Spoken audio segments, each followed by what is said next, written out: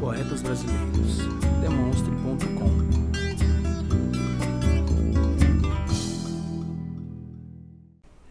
Olá pessoal, meu nome é Mariane Ferreira, estamos aqui para mais um Poetas Brasileiros e a entrevistada de hoje é a poetisa Ana Luísa. Ana Luísa, é um prazer tê-la aqui com a gente.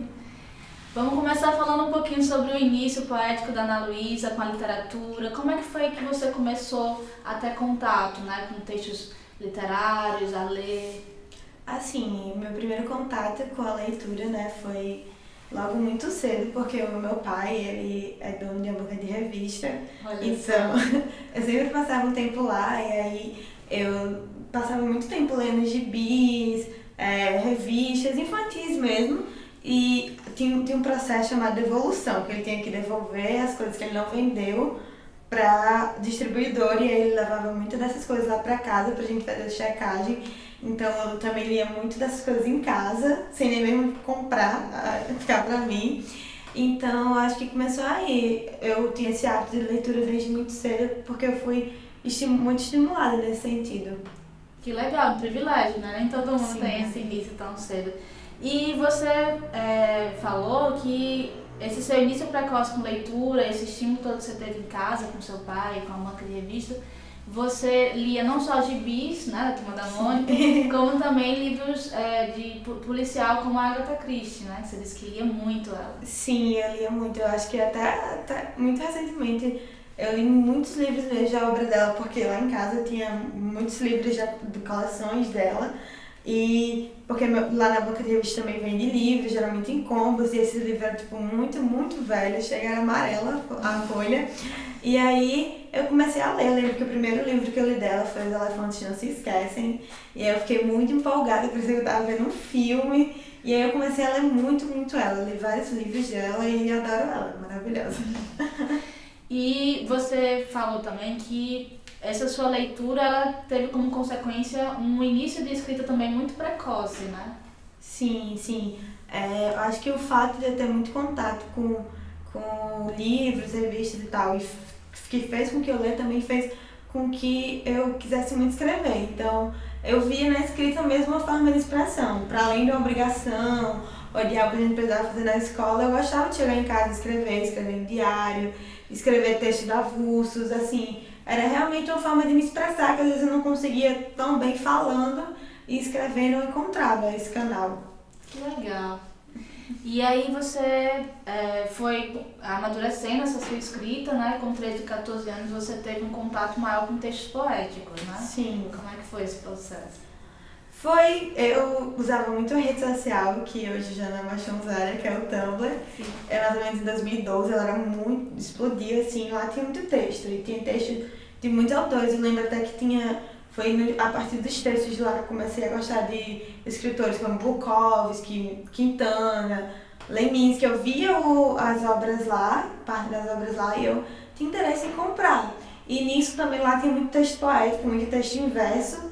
E aí eu fui lendo e me interessando, e eu fui começando a consumir essa poesia de fato em verso, e principalmente brasileira. Eu acho que a grande esmagadora maioria dos poetas que eu leio são brasileiros.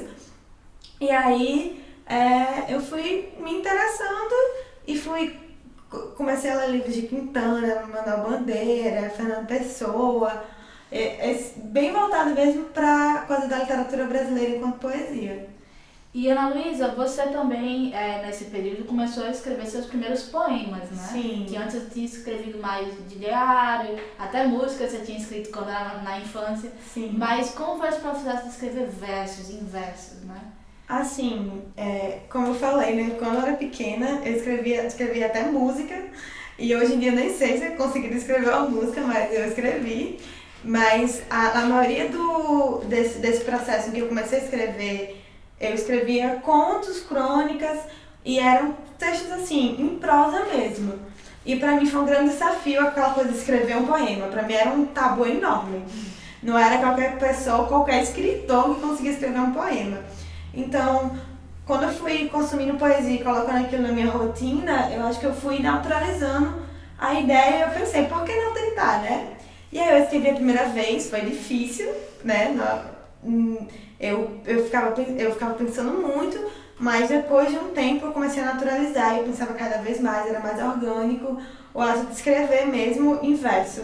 Que legal. E sobre quais temas inicialmente você trabalhava, assim? Trabalhar não, você escrevia, né? Inicialmente, quando eu comecei a escrever poemas, já que foi entre 2013 e 2014, eu escrevia muito sobre minha fé, que nessa época eu estava descobrindo o budismo, então, tipo, eu lia muito tema sobre o assunto, eu lia muito sobre o assunto, então eu queria, aquilo era uma coisa que estava muito presente em mim, eu queria expressar através da poesia. E aí eu comecei a escrever e a maioria dos textos era sobre isso.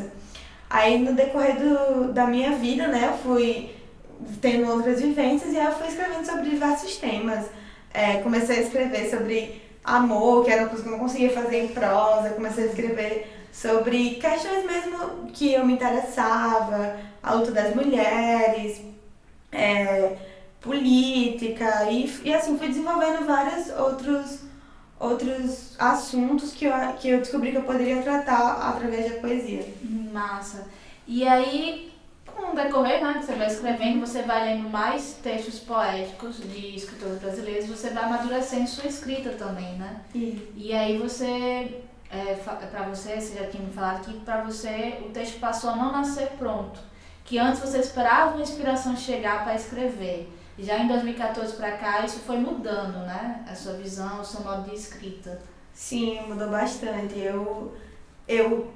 Como eu tinha comentado, eu me sentia presa ao poema porque eu esperava muito vir a inspiração e quando vinha a inspiração, eu vou escrever. Aí eu escrevia e eu achava que eu tinha que terminar naquela hora e às vezes eu nem sempre eu tinha carga criativa para terminar naquela hora, mas eu achava que se eu não terminasse, eu ia perder a inspiração que baixou do céu na minha cabeça.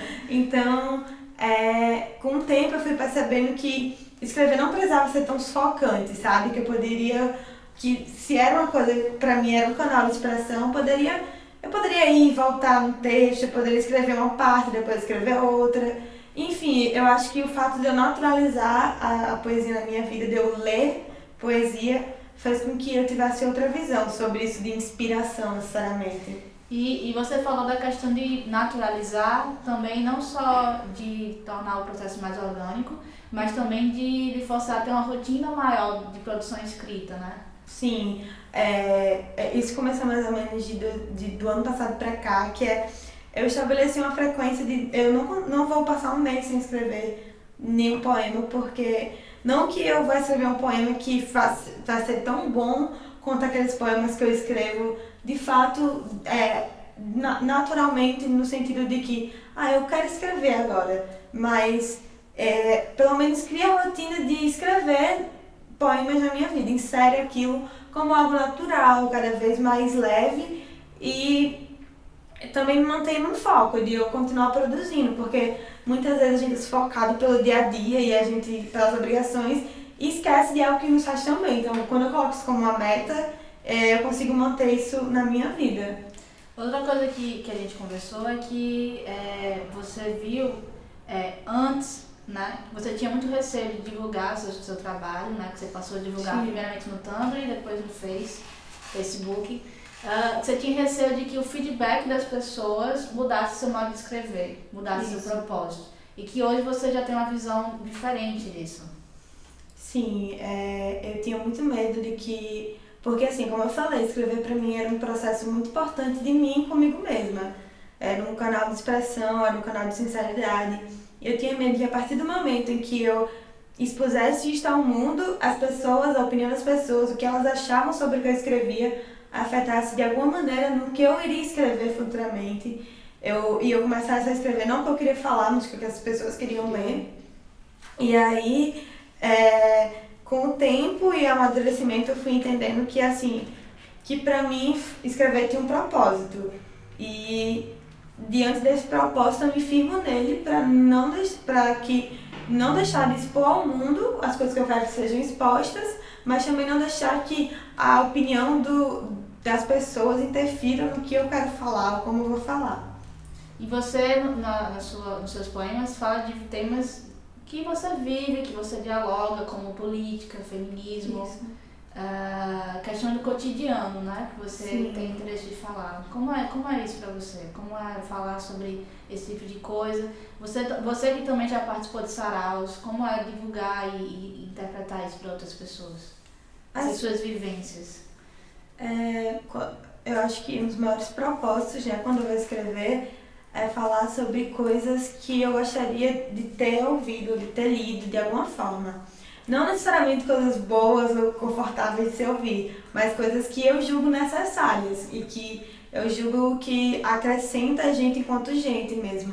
Então, pra mim, quando eu falo sobre esses temas, quando eu escrevo um poema sobre como eu lido com a minha saúde mental, ou como eu lido com o fato de ser mulher, eu tô falando coisas que eu gostaria de ter lido em determinados momentos da minha vida e que, de certa forma, falar aquilo tira de mim e dá ao mundo. E assim, como eu tinha falado, recitar pra mim é uma coisa nova, que foi uma descoberta nova que eu não imaginava que era tão impactante quanto é, e que eu tinha muito receio porque, assim, eu não tenho problema em falar em público, mas, como eu falei, se eu gosto de ler poesia sincera, eu também gosto de escrever poesia sincera. Então, pra mim, ler um texto é muita exposição, mas eu comecei a entender que era exposição necessária, porque quando a gente lê um texto, quando a gente recita um texto, é como se a gente estivesse falando, escrevendo ele de novo, porque dá toda uma interpretação nova, um sentido novo, e às vezes a gente consegue falar mais falando do que de fato escrevendo. Às vezes o contrário acontece, óbvio, também, mas tem certas poesias que até hoje eu tô lendo um livro que nem é meu, mas eu falo, eu preciso recitar isso, porque isso não foi feito só pra ficar no papel, precisa sair numa voz humana também. Que legal. E você agora, esse ano, foi convidada para publicar pela primeira vez uma antologia, né? Foi. Como foi que aconteceu isso? Foi a Jéssica, ela me convidou para participar junto com outros, acho que se eu não me engano são 20 ou 24 autores potiguares, de uma antologia chamada Diafragma, que vai ter só autores potiguares, sobre diversos temas. Na verdade, a gente está querendo trazer uma obra bem heterogênea, justamente para quebrar com essa ideia de escrita necessariamente regional, em que tudo que se é produzido é igual. Então, é uma coisa bem interessante. O nome vai ser Diafragma e eu tô bem animada. Ai, que legal. E, Ana Luísa, se você tivesse que dar um conselho para a galera que está começando agora, que ainda tem muito receio de compartilhar seus poemas, ou acha que poema é para poucos, o que você diria? Eu diria para essa pessoa ela consumir poesia, colocar aquelas obras, seja ela qual for, desde um texto de Fernando Pessoa a uma música de Racionais, na vida dela de alguma forma, na rotina dela, porque isso naturaliza e desmonta esse monstro que a gente tem da poesia. Como eu tinha falado pra você, antes de escrever meu primeiro poema, eu achava que poesia era não só para poucas pessoas, mas para poucos escritores, que nem todo mundo conseguia escrever um poema. Então acho que é uma quebra de barreira muito grande quando você diz, eu quero consumir poesia, eu vou tornar a poesia uma coisa do dia a dia, não só minha, como das pessoas que convivem comigo. E aí você traz isso para uma coisa do cotidiano e, enfim, é isso, consuma poesia que ela vai consumir você também. Que legal. Pois, Ana Luísa, eu quero lhe agradecer por ter participado aqui do programa. Muito obrigada por ter vindo. Pessoal, se vocês querem conhecer um pouco do trabalho da Ana Luísa, continue acompanhando o canal. O trabalho da Ana Luísa e de outros poetas aqui da região e poetas nacionais. Não deixe de dar o curta, de dar a curtida, de dar o ok e até a próxima. Tchau, tchau.